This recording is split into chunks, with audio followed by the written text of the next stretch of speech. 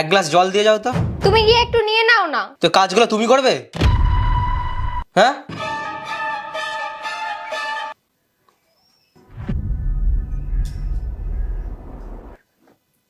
Hello স্বর্ণালী, স্বর্ণালী তুই বলছিলি না তোর অফিসে কাজের জন্য লোক লাগবে, তো আমার জন্য একটু দেখবি? কি হয়েছে তোর? তুই তো জব করবি না বলেছিলি। না না, কিছু হয়নি। আমার না ঘরে একা একা থাকতে ভালো লাগে না, ওই জন্য তোকে বললাম, ভাবলাম জব করে নি। আরে হুট করে তোর কি হলো? আর তুই কাঁদছিস কেন? তুই ইন্টারভিউটা ফিক্সড করে দে না আমায়।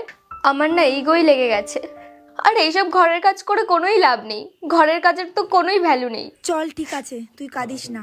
আরে কাঁদিস না, তুই রাখ, আমি দেখছি আমি। চল ঠিক আছে, রাখছি, তুই আমাকে জানাস। সরি। না থ্যাংক ইউ, ঠিক আছে, করে নেব আমি ম্যানেজ। তুমি তো জলটা একটু দিয়ে দিতে পারতে। আর আমি থোড়ি বলেছি তুমি যে কাজটা করছো সেটা বেকার, আমি যে কাজটা করছি সেটা খুব মহান। না তোমার জন্য না, আমার এই চার দেয়ালের মাঝখানে আর থাকতে ভালো লাগছে না, দম আটকে আসছে। এইবার যখন আমি কাজ করব না, তখন একটা কাজের লোক রাখবো, ঘরের রেশন যত কিছু আছে সব আমি করব, ঘর ভাড়া ইলেকট্রিক বিল সব নিজেই দেব। আর তখন আমি তোমাকে বলবো এই এক গ্লাস জল নিয়ে আয়, তখন তোমাকে আনতেও হবে, কারণ তোমার কাছে তো কোনো অপশন থাকবে না। ও তো তুমি বললে এক্ষুনি জল নিয়ে চলে আসবো। না, ওই দিন চাইবো যেই দিন আমার হাতে ক্ষমতা থাকবে। এখন আমি ঘর ছাড় দিই, ঘর মুছি, আমি পাগল না? কোয়েল, তুমি বেকার বেকার আর ছোট জিনিস নিয়ে এত বড় করছো, এমন কোনো ব্যাপার তো ছিলও না। এইরকমই ব্যাপার।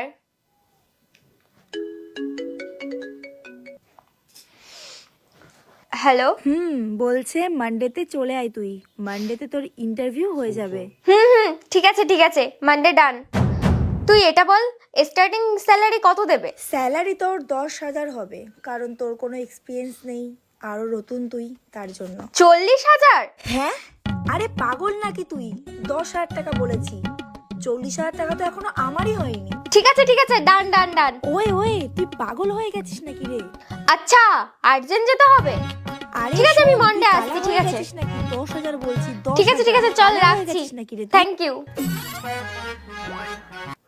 কোয়েল, আই এম রিয়েলি সরি। তোমার তোমার এইসব কোনো কিছু করার দরকার নেই। I am really sorry. না, দরকার আছে। কোয়েল, কোয়েল, তোমার যদি মনে হয় আমি তোমার সেলফ রেসপেক্টে আঘাত পৌঁছেছি, তাহলে আমি এক্ষুনি বাইরে গিয়ে মুরগি হয়ে থাকছি। তুমি বলো, আমি এক্ষুনি বাইরে গিয়ে মুরগি হয়ে থাকছি। এইসব করে কোনো লাভ নেই। তোমার মনে হয় তো আমি তোমাকে অপমান করেছি? আমি বাইরে গিয়ে মুরগি হয়ে থাকছি, আমি অপমান হব, সমান সমান হয়ে যাবে। এত কিছু করার দরকার নেই তোমার। আমি যাচ্ছি। না ছাড়ো। না আমি যাচ্ছি। ছাড়ো। না আমি যাচ্ছি, আমাকে মুরগি হতেই হবে। ছাড়ো। না ঠিক আছে, আমি যাচ্ছি। ছাড়ো। 10,000, 12,000 তো আমার ঘর ভাড়া, না কাজের লোক আসবে না রেশন আসবে। যাই হোক, ও তো সোজা হয়ে গেছে।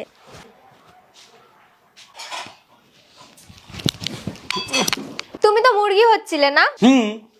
আমি ভেবেছিলাম মুরগি হব, কিন্তু তারপর ভাবলাম আমি কেন হব।